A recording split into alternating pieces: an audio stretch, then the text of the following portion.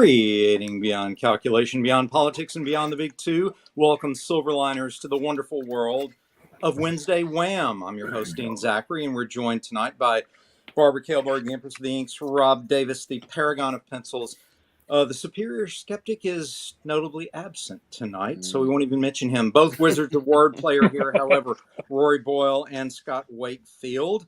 And we may have some late arrivals later. Our subject tonight is Spies and GIs. Why so popular in the movies and not as popular in comic books? And we're going to be exploring opinions on that, not claiming any of these are definitive by any means, but certainly. Do we ever claim that? Never. I think maybe Aaron does on a running caveat. Several shakers of salt, so we don't take it too seriously.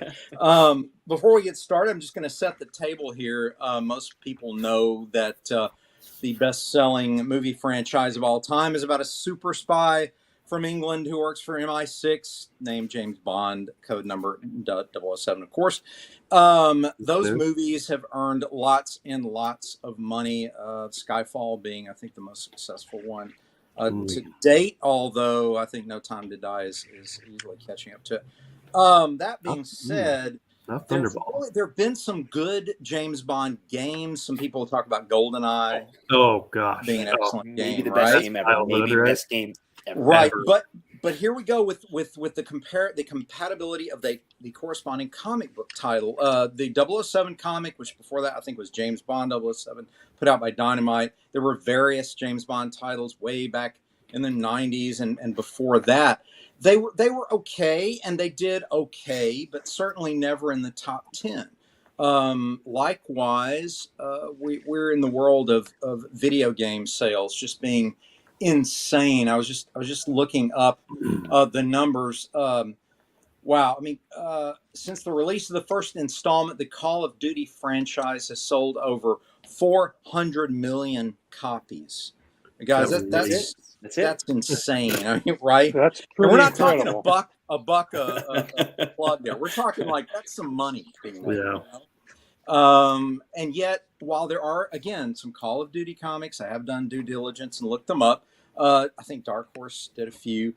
Certainly, we don't hear about them with huge numbers in the top 10. So I wanted to sort of venture into the why, the reasons that may exist for that. Scott, you want to be the first one to sort of step into the arena here and take a few swings at this question? My initial thought was when you proposed Spies and GIs, great title, was that the lack of maybe special effects. But then, I mean, we got superheroes. Superheroes are the mainstay of comics, which is boom, kapow, kerblooey special effects. Right.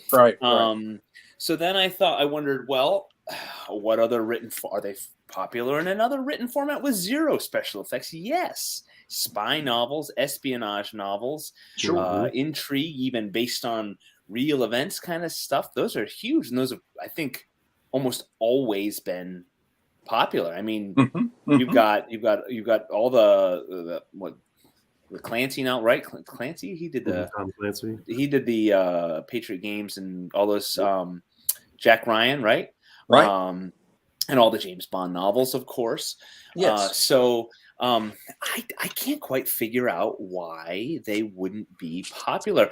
Is there something missing in what you get with a movie and what you get with a book, and then limited by the comic book? Can it not go as deep as a book and not be as mind-blowingly amazing as a movie? And so there's something lost in the limitations of a comic book. I honestly don't have a great answer, because if I were to sit down and write a comic book, I would think, oh, a spy comic would be really cool.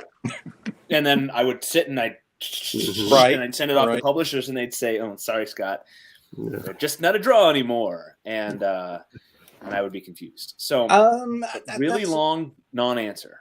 So, well, interesting, though, that you did explore one of the aspects, which is depth. Maybe there's something about the ability to go deep, but then again, people would say, well, hey, what about Watchmen's pretty Yeah. deep. Yeah. So, maybe the depth isn't the answer. We are regaled by Buenos Aires from Big Buenos Aires. Calculusinator, and Mhm. he also gives us I think his that Bond was- theme, Bana Na, which Oh, I thought it was assume banana. that was no. It's Oh, I see. B-A-N-A-N-A, yes, Da da da da. Oh, the there name's you go. like Da, it's da, like da. boob stuff is very dialogue heavy. Yeah. Maybe doesn't work great in balloons. I don't know. Maybe that's part of it. Calculus also says Powers was successful. Powers was successful. Dude's like Wait, stuff. Bond I wondered. stuff. I was wondering. Thanks. I mean, it I is was glossing James right Bond. past it. I thought. Yeah. I was like, yeah. I'm going to figure Bond that out girls. later and just kind of comment on the comment itself. But no, good observations. I still don't think we hit on it quite yet. I'll wait till we get closer to the end to give you what my theories are. But I'm going to move along to Barb. I'd love to get your take on this. GIs and spies. Why so much money in movies and video games and not as much in comic books? Your thoughts? Well, obviously they can't, and none of them can come close to a spy versus spy. So why try? Ooh, that's good. That's good. Good call. Good. Good call. I like that. I like I that. love Excuse those. me I for love my- those little cartoons. Yeah, excuse me for my cough. It's not like there hasn't been successful spy comics. True. There's the Black Widow is a spy. Mhm. Correct. Nick Fury Nick was a Fury. spy. Mhm. Even there was a spy genre for a while with Dick Grayson called Grayson. Okay. So there have, but they haven't been as wildly successful, and I don't think they come across from movies to books as well, because this current generation that we have Mhm. now have become so used to having an adrenaline charge. These What kids do- today, I tell you, they- There's Get off my lawn. looking back on like North by Northwest, that was a seat of your pants thriller back And then. it's so slow. Sure. Yeah, It is so, and original right, and James now these Bond, days- early James Bond is are slow. Plotting. slow. Mhm. Right, and young audiences these days are used to an adrenaline rush. And let's face it, the Yeah. current Bonds, the Jason Oh, yeah. Bourne movies, Mhm. the Mission Impossible movies, they move so fast. Yep. And you're Yeah. constantly have an adrenaline rush as things move from scene to scene to scene to scene. You cannot Yep. replicate that in a comic book. Yep. Hmm. Yeah, I'm just do the same thing. Pacing. I will Pacing. say, so yeah, pacing. Or yeah, that's good because like, I feel like because if it's novel, like North by Northwest, you had these huge panoramic scenery. You had attractive Cary Grant and all that sort of stuff, and Sure. And at The the time, glamour, it the was glitz. riveting Yeah. at the time. Yes. yeah, and Yes. so I get it. I mean, that can get old. But pacing now, you're right. Like some of those Bourne movies. I mean, I'm going back more than 10 years. Mhm. One of them was just Yeah. unwatchable. I thought Oh, the yeah. camera was just Motion sickness. It was Going crazy. horrible. Yeah. And I But mean, let's face it, Fight the scene. audiences these days have the attention span of a gnat. it's Wow. true. Yeah, too. It's true. But Perfect time to quote Calculusinator on this one. I feel like I'm being attacked right now. No, you're not being attacked. Just your generation. yeah. Um, Casino That's Royale. you out. Dean, Casino Royale.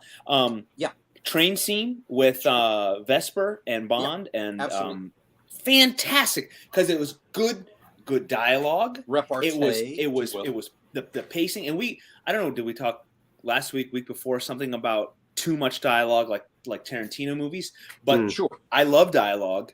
Yeah. I think though if you can intersperse, you have the action and you have the low moments, and then in the low moments you still have the ups and downs and the backs and forth, and a dialogue can be good. You're right. It is tough. It is tough to keep people interested because you do have to have that explosion or that When you're gunfight. reading, it becomes an immersive experience when you're in the midst of a novel. A comic book, you're doing two things at once. You are reading, but you are also visualizing. Yes. And it's just, I feel like we cannot capture the attention of somebody of an audience who is getting more used to bigger and faster movement on screen as Mhm. opposed to comics. Yeah. Well, the Avengers comic books, though, sell pretty well, and Endgame, of course, made lots of money. So one might argue, but, the Yeah. comics came first with those, right? Mhm. So Yeah. could it have something to do with production order? If something existed successfully in literary form before the adaptation, does that affect the success of the comic book or not? I don't know. That's part of our exploration Conundrum. Yeah. as well. If that's the case, then it would be by franchise, because like spy and military novels like Tom Clancy and all that stuff were definitely around before Call of Duty and GoldenEye and all that. So is it franchise based? Like, this was done awesomely well in a new medium, and then that's what people know, so they can't get away from it. Well, Rory, then since you brought that up, I'll go ahead and put you on the firing line next. Think Good about show. this for a moment.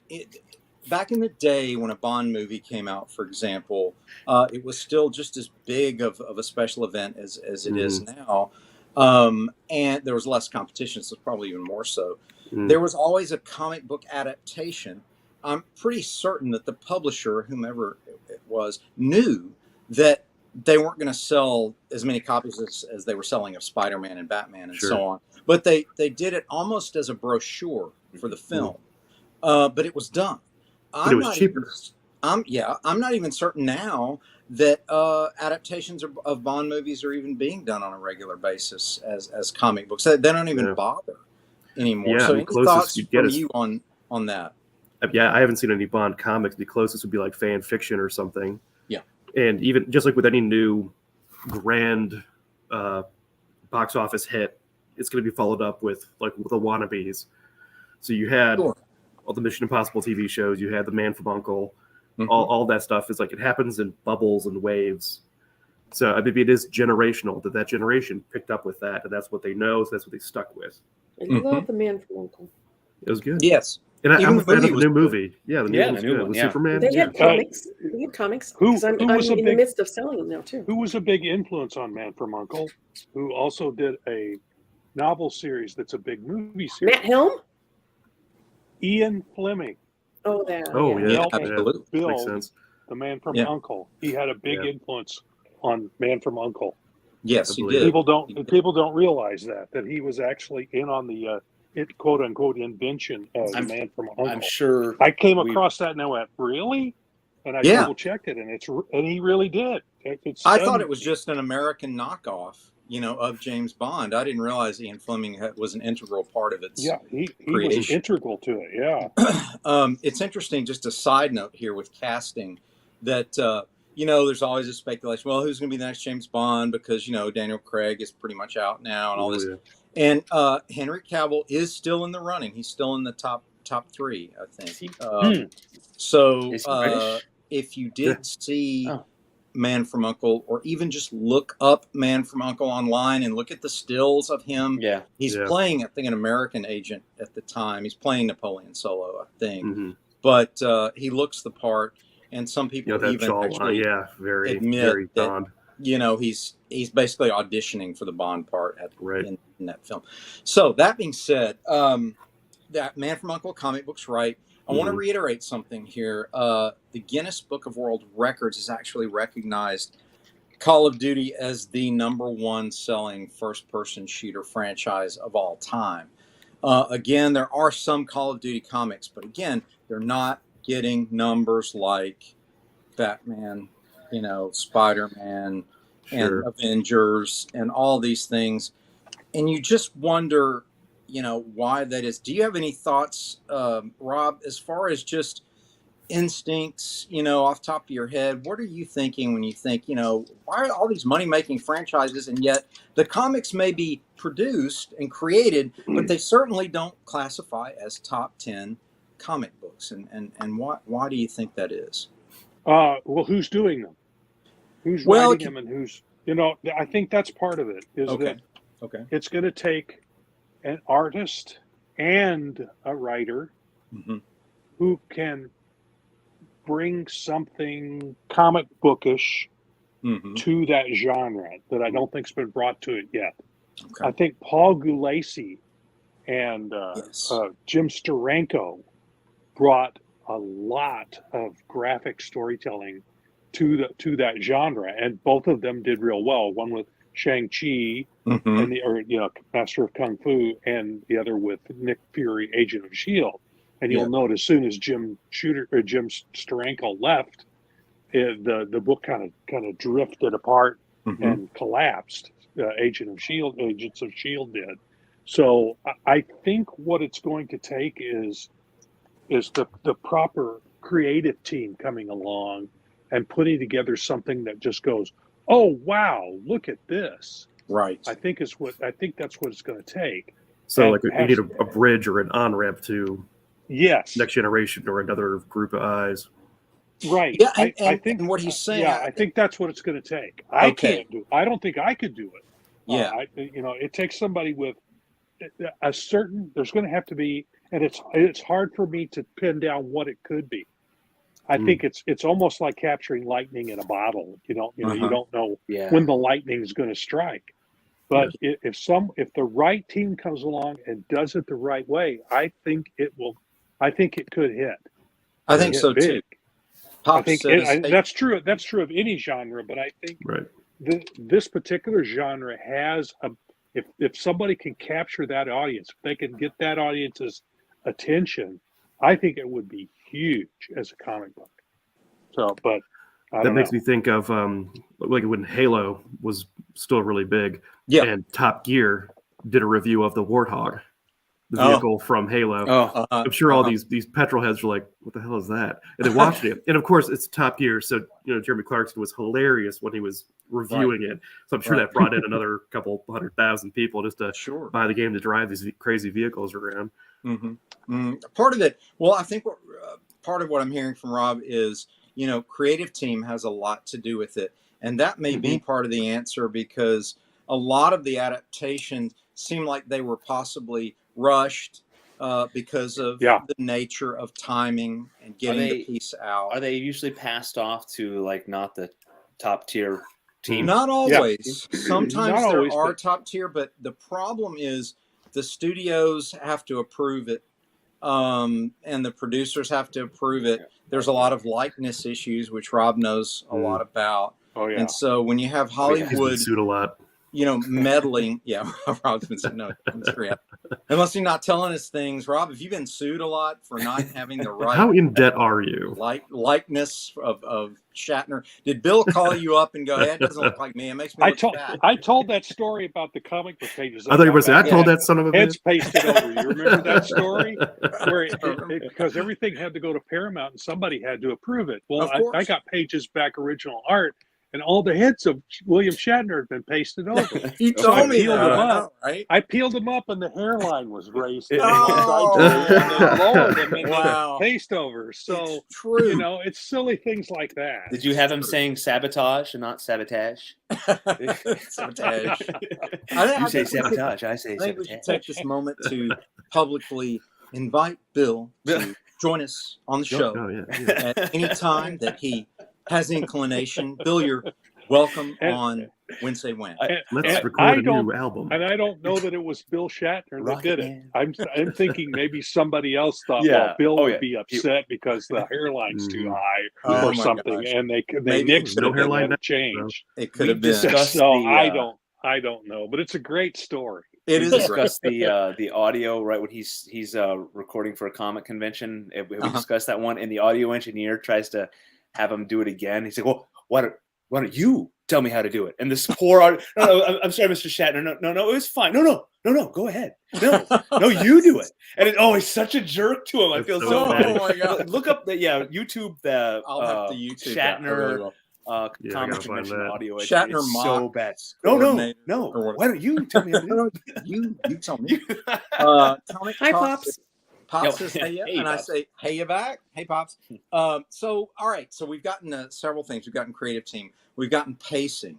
We've gotten speed and fireworks show from from Barb about, it's got to be spectacular. It's got to move faster. It's got to do this, got to do that. Scott, your basic position was you didn't know, but what were you saying in terms of the exact reason you felt like that it just doesn't? I feel like it can't match the visual sensory splendor of a movie. Okay. But then can't get the depth of a novel. Like you can't, it's hard. So comic books do what they do really great, but on the other ends of they can't have you can't have THX, resetting your heartbeat with the thumping bass, and you can't have, like Barb was saying, that nonstop action of a movie. But then you also you're probably going the same way. You're probably going the same with a novel. A novel, you can really get into the minds of your characters. You can spend a lot more time, and it's a different in-depth experience for the consumer.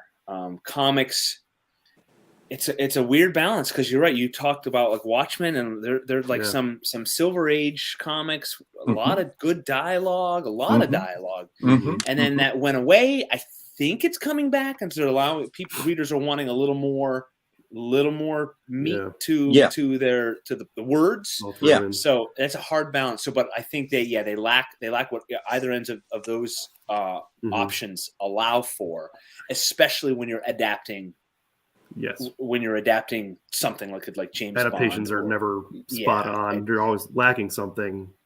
And to carry on that gradient, livability of a video game, you're lighting up different parts of your brain. You're thinking more patterns, puzzles, tactical. Your brain's probably seeing things ahead of time before that you're even recognizing it. So to be able to keep that pace with a comic book, I mean, you could do it subtly in a comic book with certain color cues or ending a page on something similar every time to keep that pace, but it's different. Well, a comic lighting up different parts of your brain. I think that's a good observation. That leads me to the next stage, which is the connectivity and the participation in a comic book is passive, where in a video game it's more active. In a film, it's also passive, though. Although, so make a pop-up comic book. It's engaging more of your senses because you have audio, right? With the film, and you have themes for the characters. The Bond theme and all of that. You have multi-sensory effect that you don't have with the comic book. So that's part of it. But the overwhelming almost. And there's a rush to a movie. I mean, things that if stuff is really fast paced, you can actually feel your heartbeat pick up. Yeah, of course. And you don't get that with comics. I hate nothing more than a dark scene of a movie, like where somebody's dying and it fades to black, and then just white turns to when they like, hand off the white. My eyes. Yeah, I think that's a good observation too. The multi-sensory experience, the speed, the pacing, the excitement level. But here's where I'm going to go with this. I haven't heard anybody say this yet. Reality check, right? The reality of the spy movie, it's grounded mostly, not always, mostly in the physics of our world, the limitations of our technology, with few exceptions. It's usually slower. Yes, those types of stories that are limited to reality tend to work better as films, where comics tend to be a world where one goes beyond the limitations of reality. And I think there's a preconception in the comic fans, and I'm not saying that it's a prejudice that is either good or bad, but it just simply exists. When you walk up to a comic store and you're walking up to the shelves, there's something about it where you expect to be transported to a fantastic realm that is beyond even a spy novel or a military adventure. You want something that you can only get. You want a thrill that you can only get in a comic book form, which has an unlimited budget. It's only limited to the visualization of its creators. So maybe expectation of experience is too high. So if you walk in and you see, for example, on the shelf, side by side, right, you see a James Bond comic book, and then you see an X-Men comic book and the X-Men are fighting some spectacular cosmic threat, or Superman and Batman and the Justice League are fighting some gigantic cosmic threat, you may lean toward those simply because you know I'm going to see something I've never seen before, right? Does that make sense? Yeah. Where if you're reaching for the Bond book, you're going, well, I've probably seen everything in this because it's reality based. So what could I possibly see that I haven't seen before? Where reaching for the more fantastic stories, you're going to see something never before seen. So And that's when you wait for the Q scenes. Yeah, Yeah, right. when it's like, oh, that's new. Yeah, Shiny. that's new. Right. You may see some new tech. You may see a new villain's lair. You may see some new Bond girls that are pretty spectacular, or even, I don't know. But in terms of expectations, are you really going to be blown away like you would be with some extraterrestrial threat Kirby style that's going to jump off the page Yeah. Yeah, you're looking that more the for a X-Men are going to be cleverness. fighting, or that Yeah. Iron Man's going to be fighting, the technology that Iron Man would face versus the technology that Bond would face? It's just the promise of visual eye candy. It just cannot be met by the GI and the spy story. That's sort of my semi answer. Again, I'm not claiming that's comprehensive, but certainly I'm thinking maybe that opens another door down another road. I think that kind of ties in with what I'm saying. It would take an artist who could, wow I was just people gonna say, with the artwork. I bet if Adam Hughes did a James Bond, you'd be picking it right up. Yeah, I would. Absolutely, I would. Again, those are great observations too. The creative team, in terms of artists who can really do visual style and make something reality based, really, really cool. Those, you guys are familiar with Adam Hughes' work, right? I mean, Oh yeah, that's why I said. I'm talking to the younger Bond folks, babes. Oh boy. Rory and Scott. You guys know who Adam? I'm looking Hughes him up right now. Yeah, Look I'll up see if I Adam can- Hughes. Oh, He he's did got a lot of Wonder Woman covers. He's mainly known for his ability to draw attractive women in comics. Betty and Veronica. Okay. But certainly, Bring Jim Balin. I bet you those would sell. well, he can do likenesses. The thing about He's got an Adam- Alex Ross kind of. well, Well, not but- quite. but He's not- not as shiny. Early on, his early stuff was for. I think he hit with Maze Catwoman. Agency was one of his early works, which is more, it's more realistically based. But Sure. one of the leads in that is a very beautiful, voluptuous woman. So, Right. So he kind of got, but he had difficulty making a monthly deadline using the style that he's got. Oh, sure. So that's why Yeah. he's gravitated more to covers, that where he can really pull that off and really work details with that. So it would take somebody. Talking about my what? generation. We're talking about your generation. Not at all, calculus. We're not attacking. We're just playfully mocking. No, and not in any, not with any. Well, it's enmity not thought. mocking. It's Hollywood. Hollywood has trained up a generation to expect bigger and better. Sure. Sure. It's with less thinking involved. Yeah, more eye candy and less. Yeah, there's no more deeper movies anymore unless you're looking at like the independent bigger side of things. explosions. Everything's like a 12th grade and below level. Well, it's like when my kids came by for Thanksgiving, we were watching some one of the older movies, and they're going, "Why don't we have dialogue like this in movies anymore?" Yeah. Yeah. There's really snappy. Casablanca is just the dialogue. greatest one-liners ever. Yes. Yeah, and just bang, bang, bang, bang, bang. Just great character play between people, and you don't get that in movies. They're all shooting each other and blowing things up. Yeah. What was the So, Redford movie? 3 days. The of them cars are faster, talking or the something? explosions are bigger, the scenes run faster, It's and fine. you're like, wow, wow, wow, wow. And it trains the mind to Condor. for a shorter attention focus. Yeah. And expect a bigger payoff as far as adrenaline is concerned. And that's Hollywood training the generations. That's not That is Hollywood. Calculus says they want an Extreme Studios book on screen. Yes, exactly. An image book in the worst qualities of image rather than the best qualities of image. But I think what we do have an opportunity for now is for creators, both in film and in comics, to learn to balance those two. I think we've discussed before that the first Iron Man film does a wonderful job of balancing humor with action, adventure, and visuals that are entertaining. It's certainly not on the level of, you know, a classic spy movie like North by Northwest or anything like that in terms of dialogue, but that's not really what it's about. It was really about adapting Iron Man and making Iron Man work. It was an origin story, so people are more invested in it. Yeah, I thought it did. I think I go back to the Bond films simply because the Bond films can be judged by the generations that produced them. And so you have the same character being interpreted. And if you go back to the 60s and 70s and we bring ourselves up to today, you can see that there's an attempt to make Bond more real and less fantasy as we move forward. Oddly enough, in the 60s, when the franchise was born on screen, there was an attempt to include a balance of fantasy and reality. Admittedly, some of Fleming's books are wildly fantastic and have very little connection to reality whatsoever. Some people may know this, but there's actually in the novel Dr. No, there's actually a giant squid in the book. Okay, which you don't even see it in the film.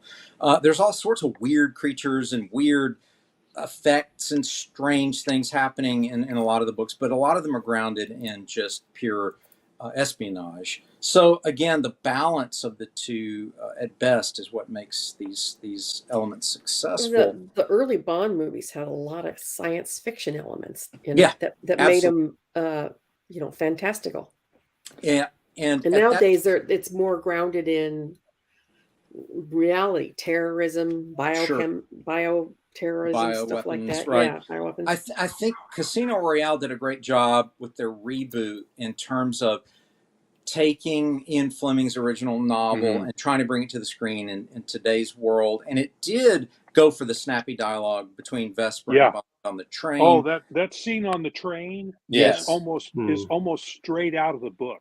Yeah, I remember it really is. In the book and wow. the card scenes are very reminiscent of the early sitting and talking. Yeah, they weren't playing poker in the book, but that's a whole different deal. We wouldn't have understood Baccarat anyway. Yeah. Wouldn't have. I barely understood it when I read the book. Right. So. Right.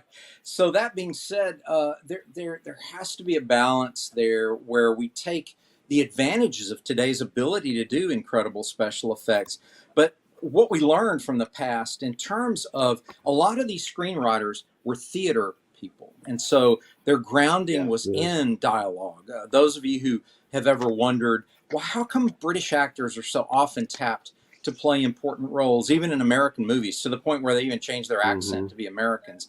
It's because Brits are classically trained on the stage. Most of them are, where our films don't necessarily require the movie stars to be theatrically trained on stage. In between movies, they go back to that. Right. If you've ever seen anyone perform Shakespeare live on stage over Jean-Luc and over, Picard. it's fantastic. The mental ability to not only retain the dialogue, but to execute it night after night in a compelling way. You want to talk about somebody who's basically like a professional MMA fighter version of an actor versus, a spoiled brat Hollywood kid who's just looks pretty and goes, I'm bored. Can we do this scene? I need a break. Take 5. Those people hold no candle to these people who've done this on stage over and over and over and over again.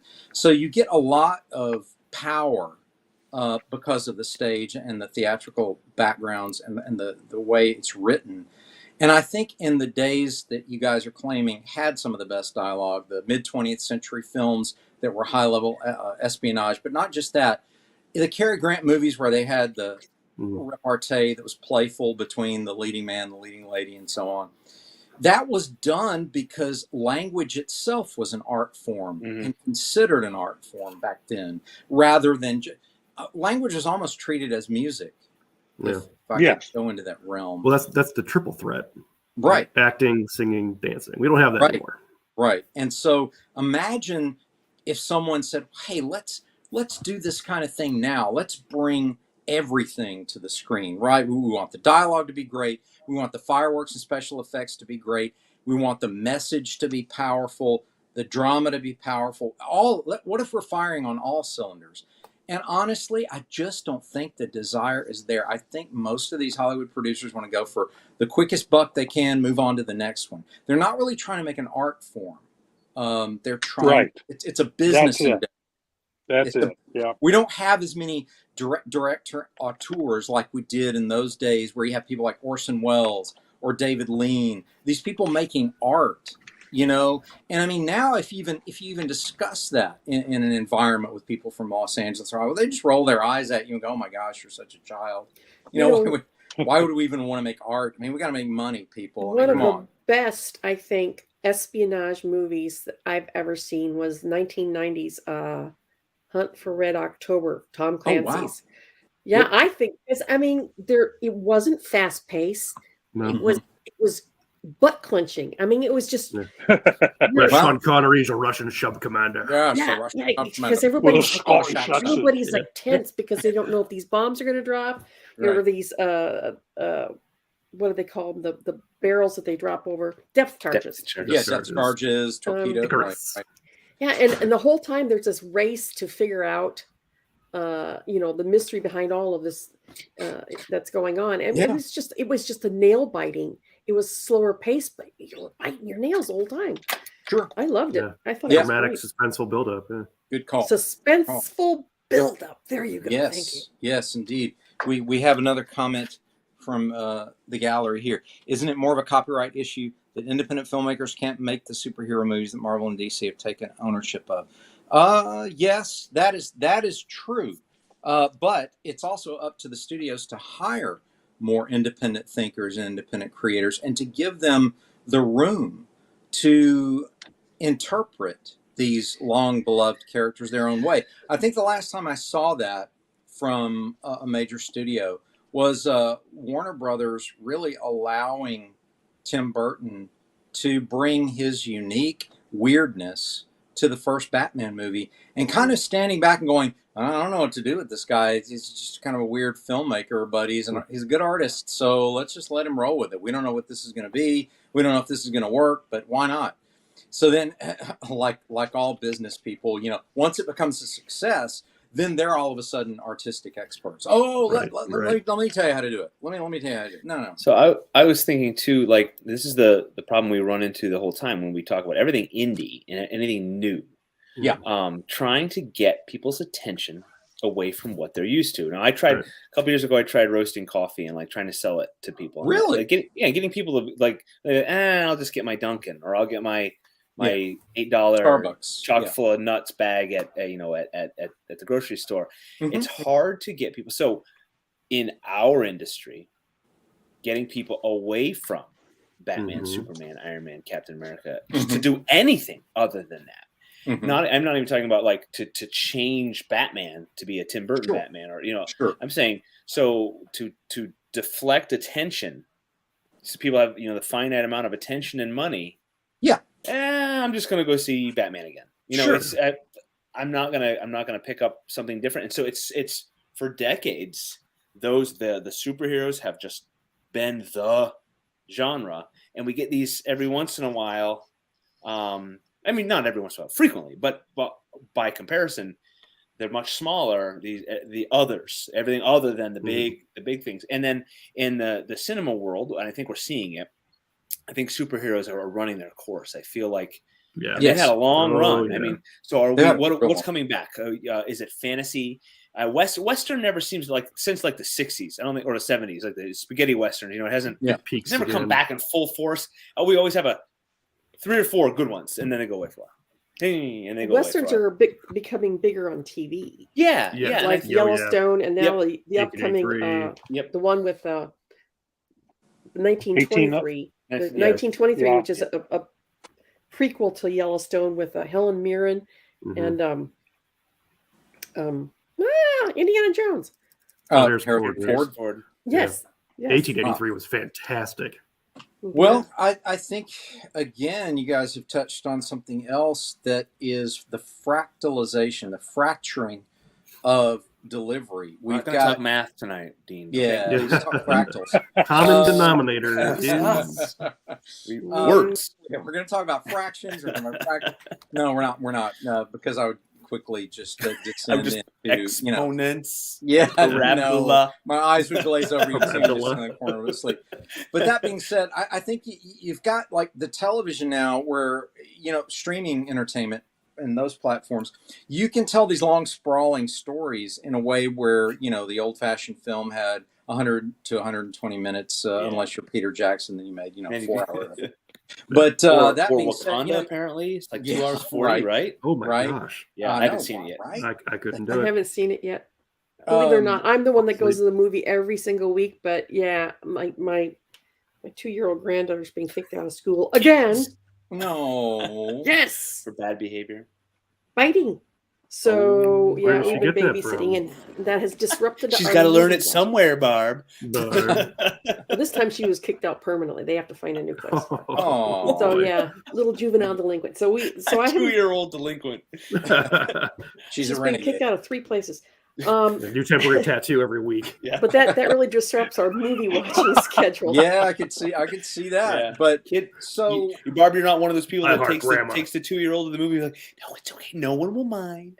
No Yeah. one will mind. I bring the baby to the theater. No, no. I hate Here, hide this candy. I'm glad you don't do that. That is Thank you, a Barb. real pet peeve. Thank you. Yep. Right? Yep. No one will Mommy, why is mind. that? No one will mind. Yeah. Right. Get that kid out of here. We do mind. But adapting these things and making them work as comic books, you've got to give people in a comic book, I think, something that they have never experienced before. It's just going to be hard to say, no, this GI story is different, or this spy story is different visually. You really have already seen everything you're going to see, unless there's an element of fantasy or there's an element of science fiction to the story that we haven't ever seen before. So novelty of visualization might be part of it. Obviously, the multi-sensory effect comes into play. What would you do? Let's flip the story here for a second. For your own comic, okay, let's say Steam Patriots. What would you do? Like, let's say there's people who want to turn it into a streaming platform TV series. Netflix is talking to you guys. They're talking to Swake. They're talking to Rory, and they're saying, okay, guys, we're going to do this. And it's going to be a multi-episode. We're going to do 12 episodes of Steam Patriots. And so you guys are going to work with us. We're going to adapt this thing. What are we going to do to make it stand out in a crowd? How are we going to make this thing really grab people's attention? What would you say to them? What would you? First thing I say is don't listen to a word Rory says. Okay. Oh, Next. I was just going to say, make it a Boom. musical, put Hamilton to shame. Well, 1776. And that's another great. Yeah. See that I've thought about that. Okay. I would. I try to write like that. Like that's how I write like movie like script, like I'm writing a screenplay or something. Yeah, That's cool. I would. This is me. Mhm. I like character-driven story. I always go back to NCIS, and I haven't watched it in 10 years. I've seen, and it's been on for 100 years. But So there's an equation to it. it's the same plot, almost every episode. Yeah, Barb, your Barb, granddaughter, at the door of the Explorer. Commentary. Yeah. He's gonna get the Explorer face tattoo. Yeah, right. We just That's watched awesome. that yesterday. And you say I dead. just watched it. Has anyone seen the Door of the Explorer What live the- action movie? I never watched the cartoon. It was Seriously? between our You're kids. gonna bring that here? It's hilarious. Let's It go. is hilarious. Is it really? It's I've really never- funny. It's a real for a kids movie too. Like it's got a lot of good, Okay. up here humor for adults. It was really good. We never. Amazing. The cartoon was between my kids. It was like age wise, it wasn't quite. And anyways. So I want. And Roy and I have talked about this. We want a lot of character development in our story. Mhm. We don't want of course we want big action. Yeah, We sure. want explosions and we want Sure. cool mechanical things and so forth. Mhm. But we really want characters that you feel. We want Felix to be happy and completely broken. Right. We want him to grow.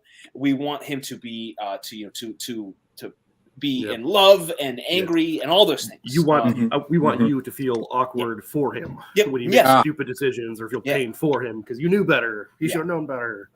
Right. So a film adaptation, same thing. I want characters.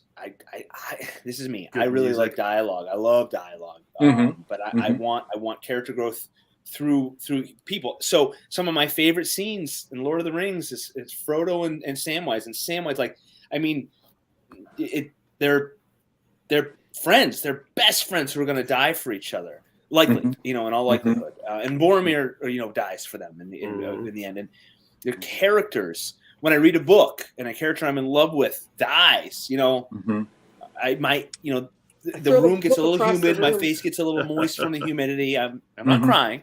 I'm not crying. You're crying. You just moist. It's the onions I'm cutting up. No, characters for me. They ground the story. It's what their story's about. I want characters, that you are going to root for, that you're going to hate.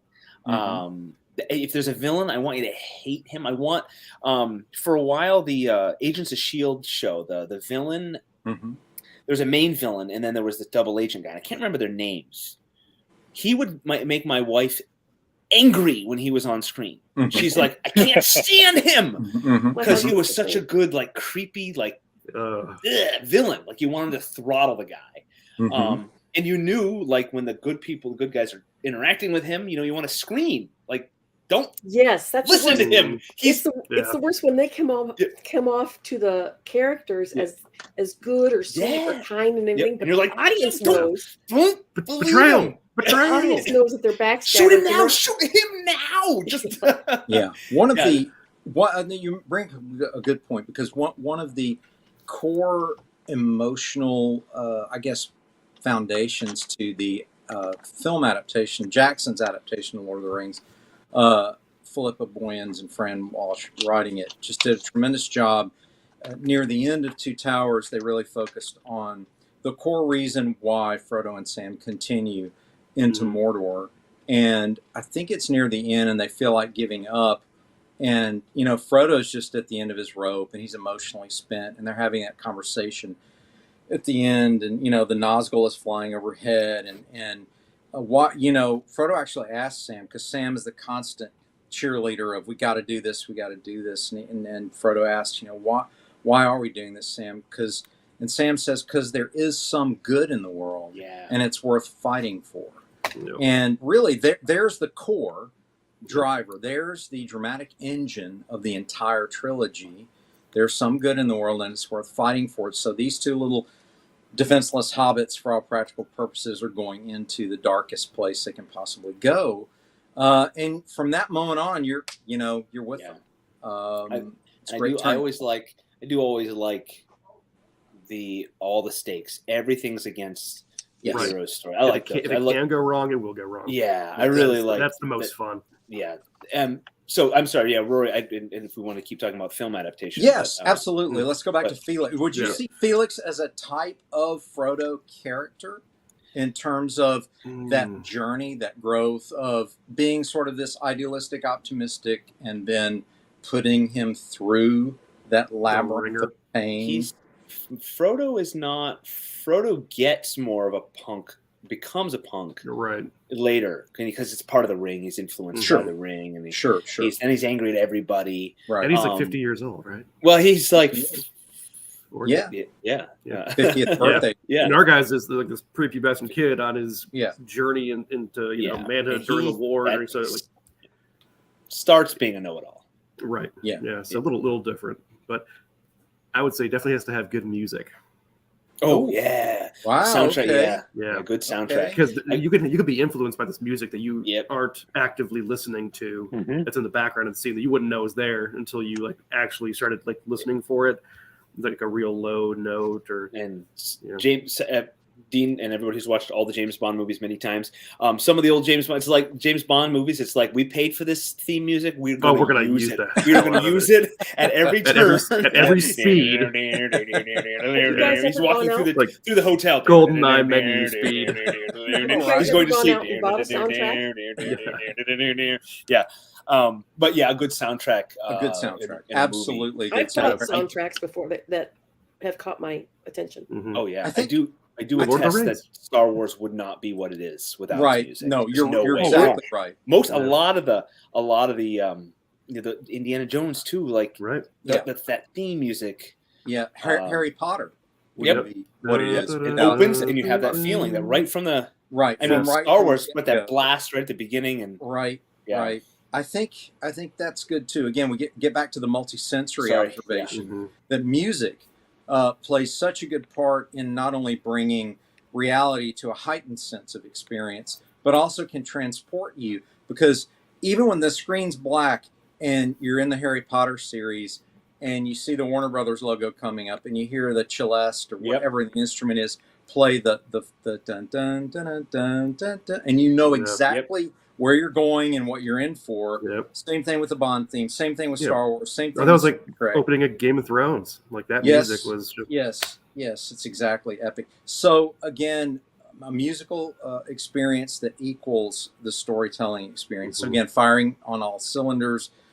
What would you want to tell people if they were like, what is the main message of Steam Patriots besides the growth of Felix? What are you telling us about the experience of living through these characters? Because there is, I get a message from it when I'm reading it. Really? It's Well, similar. why don't you tell us what you Yeah, got? And we'll tell you if that's Okay. what we... It's very similar. It's very similar to. I'll jump on that. It's very similar to what I mentioned with near the end of Two Towers. It's the country is worth fighting for, right? And there is no payoff. There is no sellout that can force us to give up on this great, wonderful dream that is the United States of America. And that the name says it in Steam Patriots, but also the message of that first issue was that it just doesn't matter. Nothing matters now when your country's at stake. Without our country, we don't have the freedom to do anything that we love, and it's worth fighting for. And I got that from the very, very first. Very astute. Nice. Well, Very nice. astute. Good. Well, Hey, there's a reason I'm Secondarily- hosting the show, right? You know that. Secondarily, I think what's woven into there is that people have to be reminded there are still bad guys out there Yes. that don't care whether you live or die. In their minds, they've already won. And was this for evil to win? All it takes is for good men to do nothing. Yes. Yes. Edmund Burke. Yeah. Yes. Yep. No, good observation there. So, Barb, what about you? You're talking to these Hollywood types, and they're like, we really love Divinity. We want to do a streaming platform version of this series and turn this into a series. And you're getting worried because you're afraid they're going to corrupt the content. And they're going to write you a big check, so that's taken care of. But you're thinking, I just want this to be what I want it to be. What would you? Yeah, what, I like Scott. It's very character driven, and I wouldn't want to lose that. Excuse me for my voice is very, as you can probably tell. Oh, you sound lovely. Yeah, Lovely. I have a cold. But Divinity at its core is it's a story about family. Yeah. And I wouldn't want to lose that. They have to become a family. They're dysfunctional at the moment, and it's learning to become a family. And the actual villain storyline is an overarching secondary theme. They're on the run, but the main plot is that she's got this healing factor, and her brother and Olivia become this unit, this family on the run, and it's about relationships. Yeah. And I wouldn't want to lose that just to have bigger explosions and more flashbang.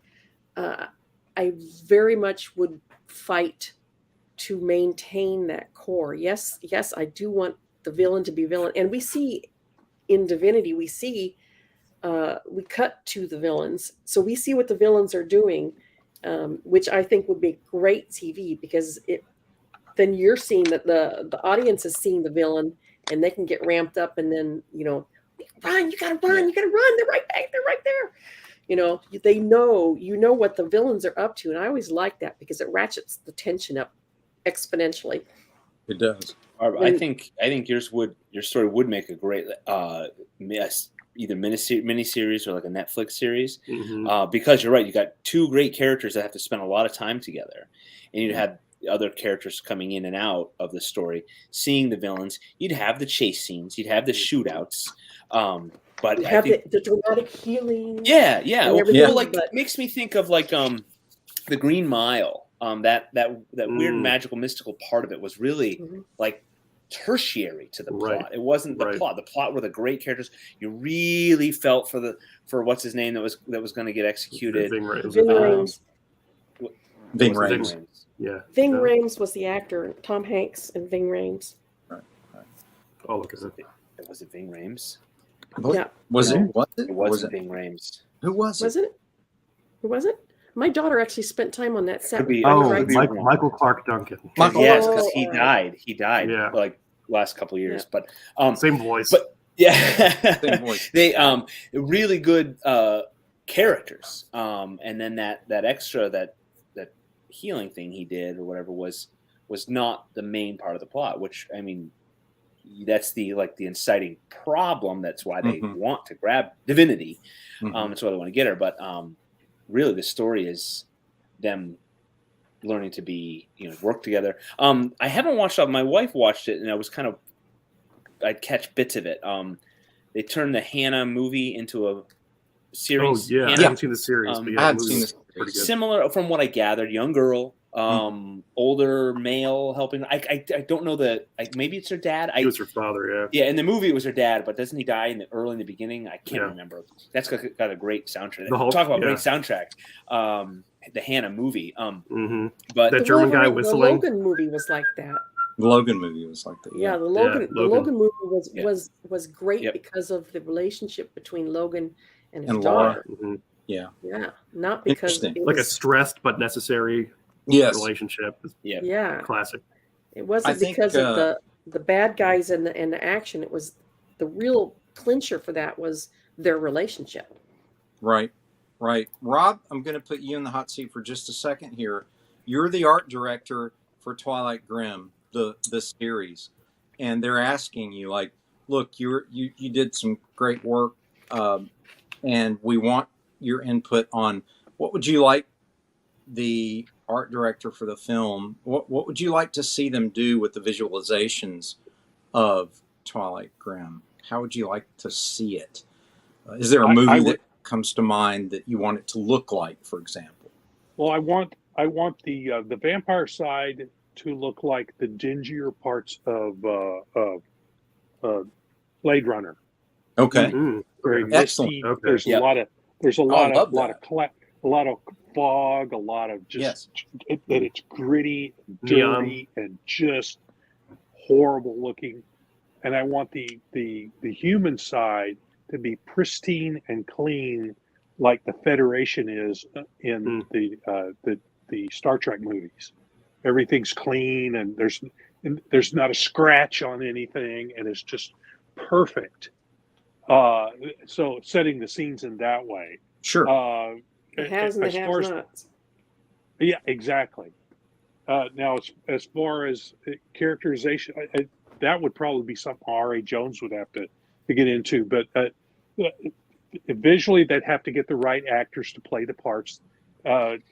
Grimm is supposed to be Grimm. He's there, and you know that there's some sort of backstory that you don't know all the facts for. It gets dribbled out as we go through. You can kind of guess what it is, but you don't know. So you have to have an actor who can play that inner conflict within the character that needs to be played. And the rest of the characters don't have near as much. I'm sure if we took the series further, we would find out more about some of the peripheral characters, but there's not as much depth to them in this first 4-issue miniseries. I don't know how we'd deal with that, but you'd have to cast all the characters properly as well. Right. Music would be real interesting. I didn't hear any music when I was doing the book, so I can't. I don't listen to music much when I draw anymore. I used to when I was doing it as a living. I would play classical music in the background, but I don't play anything anymore. No music at all in the studio. If you had some input, if they said, Well, Rob, if you were going to talk to the composer, would you lean him toward a more contemporary sound where you're blending pop music into it to make it more relevant to contemporary society, or would you go full 19th century romantic classical with the score? I probably want it. I probably want it more futuristic, like Vangelis's stuff for Blade Runner. Blade Runner. Yeah. So, especially if you're when you're on the vampire side. So you want that and more like again, cyberpunk? it could be a more Yeah. classical and sweeter sound when you're on the human side. So, yeah, Oh, that great. you'd have to have that context going on with the music. That's man, that's great. You brought to mind one of my favorite soundtracks by Jerry Goldsmith for the film Logan's Run from the late 70s, which doesn't age well, but the music No. does. The music is beautiful in that he uses a lot of synthesizer for when they're under the domes of the futuristic city, but once they escape into the wilderness of Washington, which is in ruins by then, because it's far future dystopia, you have these sweeping themes that Goldsmith is so famous for in the Star Trek Mhm. series, and there's a journey from the cold synthetic sounds, the electronics, and then we transform into these romance and romantic sweeping nature of being out in the wilderness. And so then when he returns to the city to tell everyone who's been trapped there their whole lives and they only live to the age of 30, and they're like, there's a whole world out here if you leave all this and you can make your own life, outside of these domes. Basically a pleasure dome, for those of you who haven't read Logan's Run or aren't familiar with it. The idea is that he's a policeman who enforces a mandatory euthanasia rule that you live in a pleasure dome, everything you want is given to you, you don't have to work. The catch is that at 30 you go into a sleep chamber and you die, so that people can still be contained in these domes and live out their lives that way. Well, Logan is a policeman who ends up finding out that there's an underground escape crew that is helping people funnel out of these pleasure domes and live out their lives in the wilderness free, how they wish to, and live as long as they want to live. And so in typical 60s and 70s messaging fashion, you have the social commentary mixed with this epic grand escape from the prison of pleasure to a life of freedom and committed relationships and children and living a more traditional life. And it was done beautifully in the soundtrack. If you ever have a chance, get online and just put in Logan's Run soundtrack and you'll hear what I'm talking about, from the cold synthetic pleasure dome music all the way to the freedom and beauty. Yeah, it's also done in the costume design as well. Yes. Because there's certain colors that correspond to certain things in the film. Yes. After they get out into the wilderness, their quote unquote uniforms that they wore inside the pleasure dome can't stand up to the briars and the burrs and their costumes just essentially fall apart on them. So they have to change what they're wearing. So yeah. Hey, Absolutely. Tommy. Hey there, Tommy. Good to see you, buddy. Back at you, man. Love the hat. Glad you made a visit. We're sitting here talking about Logan's Run. I bet you remember that cheesy 70s movie and how cool it was to have Farrah Fawcett in a big budget movie. And wow, everybody had that poster, right? I know Tommy still has it. It's still up in the closet. You know it is. It's funny he doesn't have a chance to rebuttal. No. It's great. Nope. You can just, now it's fact. It's canon. It is. But one thing I love about that is the music carries that film beyond its cheesy 70s look and limitations. If you do have a chance to listen to the score, it's absolutely beautiful, and it's wonderful to listen to as you draw as well, especially if you're drawing science fiction or epic sweeping romance. I'm a Goldsmith fan, yes. Yes, huge. Yeah, that was some of the stuff I listened to when I did listen to stuff in the studio. What I tell you about Tommy, he does still have the Farrah Fawcett poster. It is on his wall. I knew it. You and me both. I even had the Cheryl Teagues poster that went along with it. Oh my! That's the story for another night. But if I were sitting across from producers for the Silverblade series and they were asking me all these multiple questions, what I would say basically is I want the theme to be first and foremost. the journey of this. Wow, we got Aaron here. Awesome. What? Awesome. A late edition. Yes, Here. I How was are running you, very man? late today trying to get back, but I wanted to Oh, say hi I'm to glad you guys. you're here. I'm glad you're here, dude. Well, as long as Aaron's here, I'm going to pop off. I have a phone call that I'm Okay. expecting. So Barb, Good I night, hope you everybody. feel Bye, better. Barb. Sorry you're under the weather. Have a good and, one, Barb. A phone call at this hour? Any- family business. I know. Family business. Get well Sounds soon. suspect. Mob. Get well soon. Aaron, you know, you're probably aware we've been talking about You mostly. Spies and GI. Yeah, we've talked about you the whole time.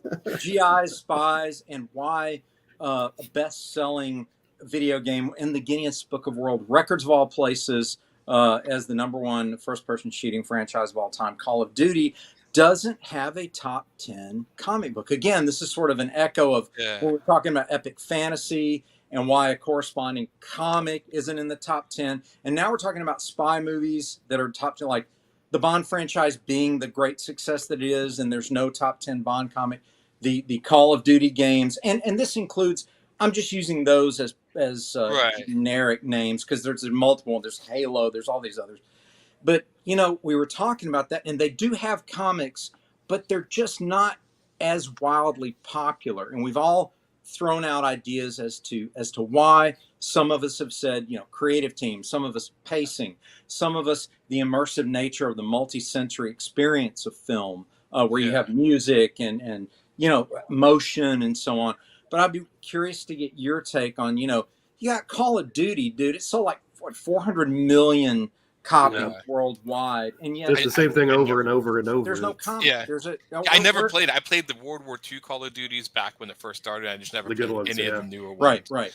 So, Um, what are your thoughts, man? Enlighten us on some of your thoughts. I don't know. You know, strange when it comes to video games, I've always had a hard time playing video games based on real world military. And, Okay. and I don't know. And I always think, especially if it's recreating a specific historical event or whatever, Right. because it's hard for me. Like if I play like World War II games, I mean, it's cool to be, you know, see that. But if Right. I'm playing like Storming the Beach of Normandy, it feels weird that I'm enjoying a form of entertainment based on something that killed so many people. Yeah, yeah. it's So there's a little bit of a weird disconnect for me with that. Right. Like, right. I feel like I shouldn't be taking pleasure from this, considering it's representing something that was so horrific to so many, and still leaves scars to people. So that was always. So I was always more sci-fi, fantasy, or, you know, shooting aliens or whatever else. You know, real world military. Sure. I think when it comes to comics, I just, you know, honestly, I think it just comes with people wanted to draw. I think comic books attracted so many people in the sci-fi and fantasy that I just don't think a lot of people in comics wanted to draw real world military stuff. That's pretty much what I thought too. I thought, as dumb as it is, yeah. right, when you walk up to the shelf, and I sort of used this example, so those of you who heard it already, please bear with me. Yeah. But here we go. Audible groans. When you're sitting there and you're in the store and you see them side by side and you see, you know, a James Bond comic book or let's say a Call of Duty comic book, and then right next to it is this X-Men comic with some spectacular cosmic battle going on, and you go, well, the stuff in the grounded real world comic, I've already seen just about everything. What more can I see? Where you see the X-Men cover and you go, man, there's a good likelihood I'm going to see something I've never seen before. Right. And so I'm not saying that's the ultimate answer. I'm saying that sort of informs a possible answer of something new, something that I haven't seen before. Military movies and games especially, one of their goals is to try to recreate the experience or to make you feel like you're really there. Like when you watch the beginning of Saving Private Ryan, his idea was to recreate what it was like to be there, like what that was like. I could not watch that movie because of oh man, that's a good one. Comic books, you can to a point, but you don't have the sound, like they said, the sound. Sure. You don't have the music, so there's not that sort of immersion. And I think you can tell really good military stories. As far as I've seen spy comics, but usually like Grindhouse or 70s retro. Sure. Danger Girl was kind of a spy, and the loose spy, you know, comics, very very loose. But I mean, if you go more independent comics. There's some spy comics. I mean, Black Sad.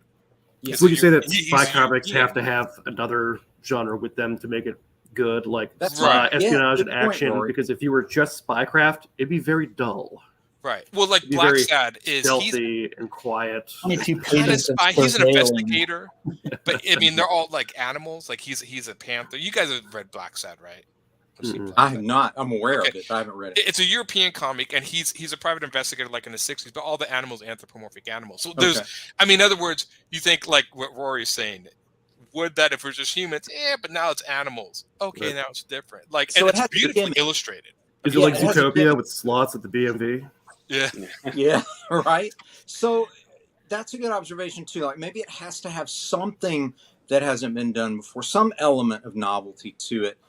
Because certainly Spycraft, that's why I was hoping Tim could make it tonight. He had to work, but he was invited because he has probably the purest, and no offense to John Medic III and his Sniper and Rook, which is more Yeah. fantasy spy, but Mhm. Wolf Hunter is probably the purest, just spy noir World War II Right. thriller style that sticks to traditional spycraft and spy storytelling.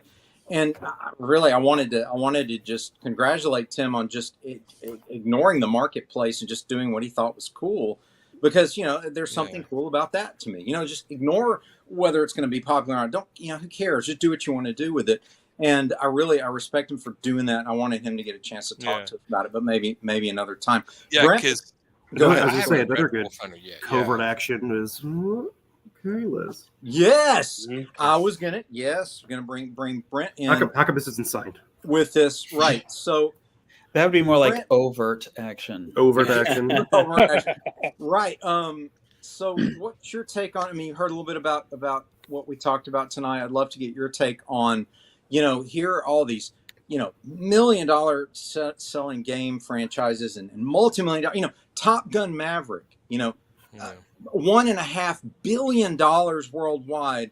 Where's the Maverick comic? Where is that? And why is it not out there? And what your thoughts on stuff like that?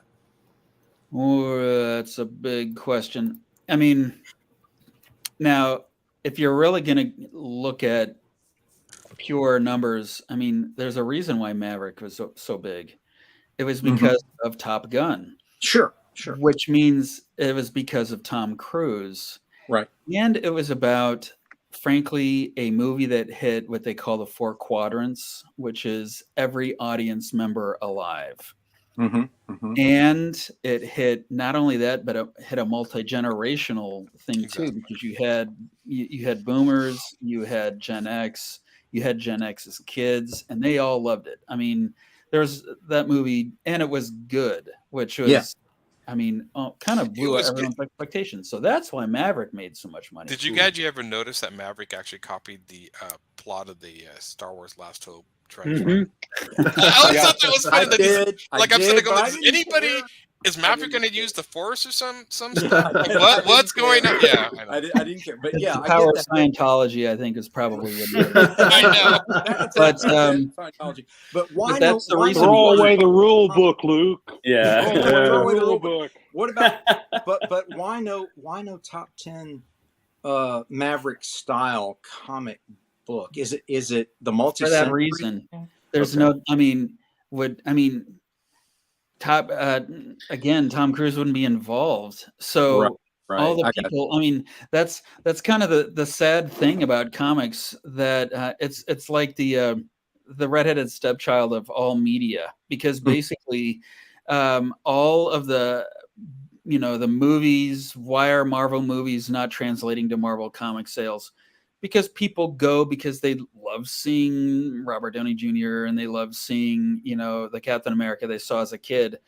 But that doesn't mean that they love comics. So it hasn't been a straight translation, which would be the same thing if someone came out with a Maverick comic book. People would be like, well, if they love the movie, they'll love the comic. Actually, no.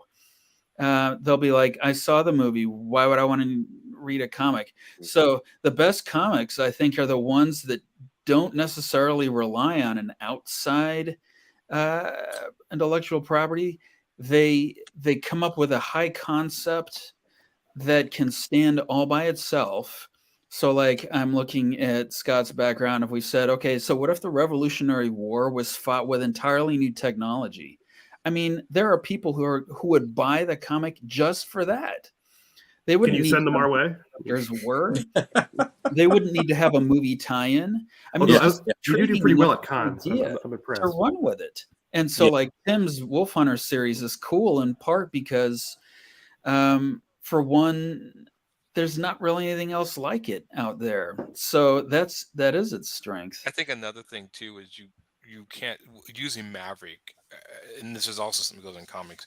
You can't recreate that sense of speed. I mean, let's face it. Yeah. Part of the Yeah. idea of the Maverick Sure. movie is the fact that you felt like you were in a plane flying around. Yeah, So course. there are certain things that translate. Well, strangely enough, even though Spider-Man started in comic books, I got more of a sense of how this character is supposed to move when I saw him in movies and video games.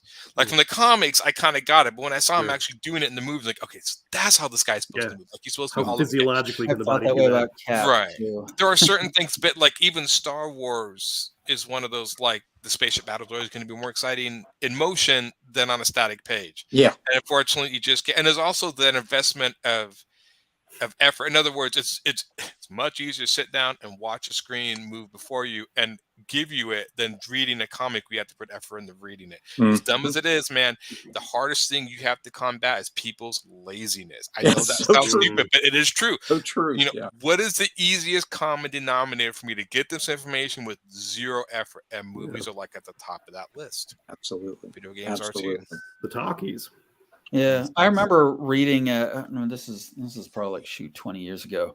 There was a Wolverine storyline that came out, and it was after the Matrix. And I remember that Marvel tried to sell it as it's like the Matrix in comic book form. Gosh. Oh wow. Oh, It was just Oh, Wolverine man. versus a lot of thugs. And the thing I kept thinking about was this is nothing like the Matrix because the Matrix is a movie. Right. Yeah. I go to the Bullet movie, time was revolutionary, movie. and I can't read a comic book That and try to functionality. simulate a movie going experience. It's a Yeah. waste of time. Yeah. Yeah. Very true. Very true. Before we run out of time, I do want to get you guys to take, because we had a blast talking about what if we were sitting in front of Hollywood producers and they took our own title and we were trying to translate it. And Brent's going to have a very good answer to this because he's actually from that world. But I want to get Aaron's take. Like, they want to make Godlings into an animated series, and they're talking to you and they're like, look, we're going to do 8 episodes of this. We want to summarize it and streamline it down. What's the most important element that you want to retain from the original story? And Strangely enough, it's weird. I'm like probably like a lot of you guys. I never really saw my stuff in animated form. It was there was a lot of stuff I did in that book that works within the book. If they had to translate, the one thing they would have to get, and there's no ifs, ands, or buts, is a philosophical backing. They cannot undermine the philosophical take on what I'm trying to talk about. They can't dumb it down. That's number one. Yeah. Beyond that, I mean, some of the action and stuff, but again, and I this is what I understood. I'm not the biggest fan of Alan Moore. I know a lot of people are like, oh my God, Alan Moore. I just not. But I understand why, like with Watchmen and stuff, why they didn't completely translate the movies. I mean, when you see Watchmen, I mean, it is a good movie, but there is still something missing that comic books can do that. And I do think it's a switch in mediums. Yeah. So I kind of get that. And I feel that way a little bit about Goblins. Not other books I have, like other stuff I've done, but Goblins would be one that you'd really have to sell me. Yeah, and that's why I picked it. To want to do it. Yeah, there's Amazon is working with a Japanese production company to do a movie called The War of the Rohirrim, which it tells the story of Helm's Deep, a couple hundred years before their events of Lord of the Rings trilogy, and I found it interesting that they chose the story of Helm Hammerhand and the Rohirrim. But again, it would be something where I know you would want them to stay true to your philosophical take on the characters, and probably even, give you some sort of script approval, which of course, that's a dream come true. That never happened. I would be very hands-on. It would be, because that's my biggest, most things I watched this. You can look this up. There's a documentary about stupidity. I swear to God. I think it's called Stupidity. It's very fascinating. Okay. But they were talking about the idea of, like, certain terms. It's too big. I've seen it twice, but they talked in and they say, look, almost all media that is presented to adults is written to an 8th grade I have comprehension heard level. this. Yeah. Yes, Yep. yes, And yes. that is what my biggest fear is with Goblins. Is you cannot dumb it down to an 8th grader can get it. Right. I don't want you to do that. And this is sometimes why I have such a problem myself trying to find movies and stuff to watch, like even the more popular things, because I just want to be more engaged with thoughts and ideas. But it's like they just, people are idiots, so we need to make stuff for idiots. And I bet you love, you know what? I bet you loved Stanley Kubrick's 2001, because that thing I still love that movie because of the ambiguity of it and the artistic nature of it, and just the fact that it's a piece of art. You know, it's not commerce. That is a piece of art. I want to segue before we run out of time to Brent. They're sitting down. They're like, we're going to make Kalis into a movie. We've written you a giant check, so that's taken care of. But what do you, now remember? It's not the amount in the check. It's just the check is physically. It's a giant so check. it's just a physically giant check. Right? $12. They paid him the big bucks. The big bucks. Exactly. So, what's your biggest concern? You know, and I know you've actually dealt with these people. So, what's your biggest concern for the adaptation to be what? Well, first, I should say my screenwriting career has really been overblown. I have not. Oh, don't sell yourself Nothing short. you've said is technically accurate. I have sat down with people, but no one who's really important. But I'd actually want to.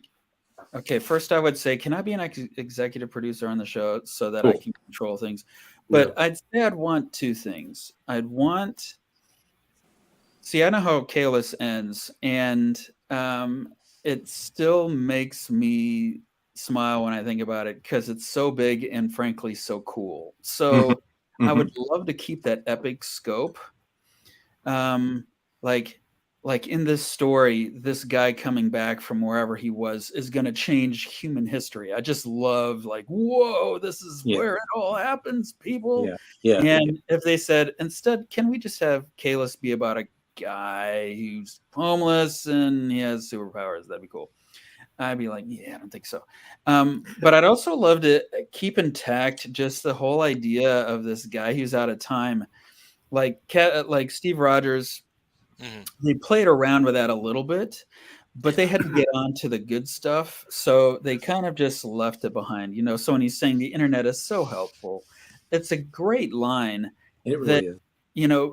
But what would it be like to day in and day out be surrounded by people who you just do not understand because you were born at a different time? I would love to explore that because there's some real world resonance as we're seeing generational rifts created around the issues of the day and people falling in line behind political viewpoints because of the people they grew up with and how old they are. And I feel like that's just rich material to look at, explore the world we live in, but maybe in a fun way. So the man out of time, who gets to do cool stuff.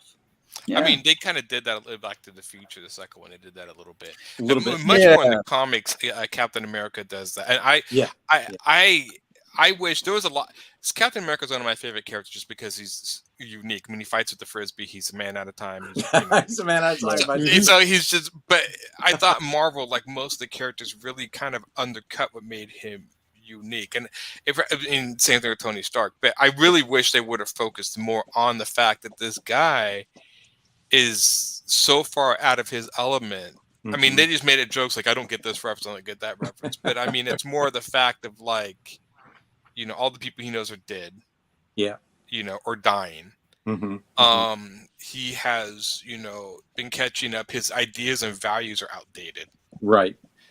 Which in the Ultimates comic, which a lot of the Marvel Universe initiative was based on the Ultimates, they really Mark Millar focuses on that sort of I wanted to see, I think it was Ant-Man was domestic abuse of the Wasp, and they got in a fight, and Ant-Man on a set of a bunch of ants that hurt the Wasp or whatever.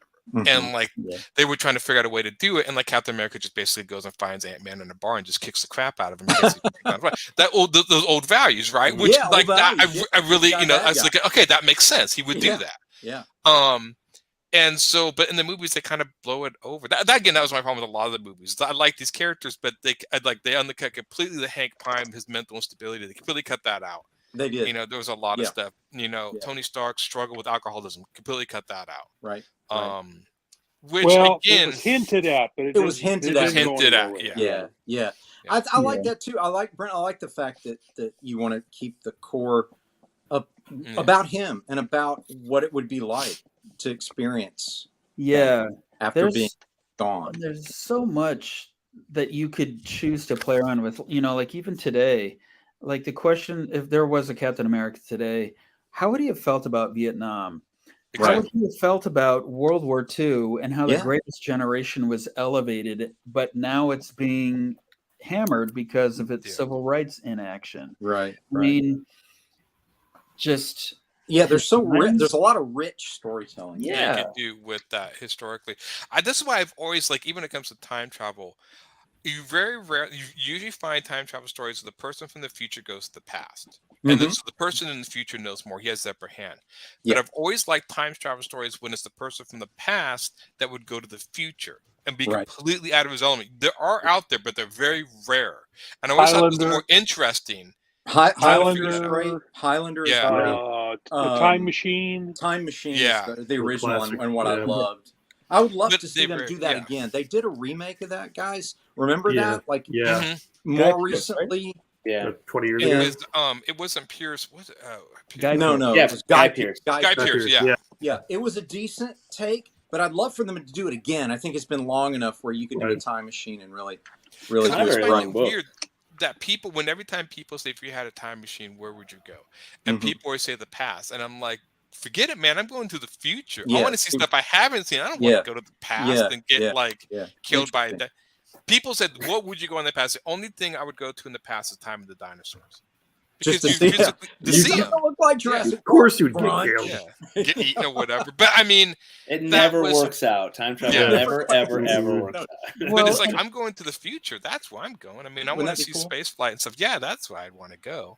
That would be cool. Well, speaking of the future, we're going to have to skate into the future and continue this next time. Nice segue there. I do my best. I'm sorry you guys came in so late because I would love to explore this more, but maybe next week we can continue this if I don't come up with something that's even cooler, because it's pretty cool. Time travel is good. Time travel. I know we need to go there. That'd be awesome. But as we like to close our show, we always like to say the same thing, because that's just what we do. We're creatures of habit. And as we say goodnight tonight, I want to end with saying, make mine. Silverline. I'm Pat Broderick. Make mine Silverline.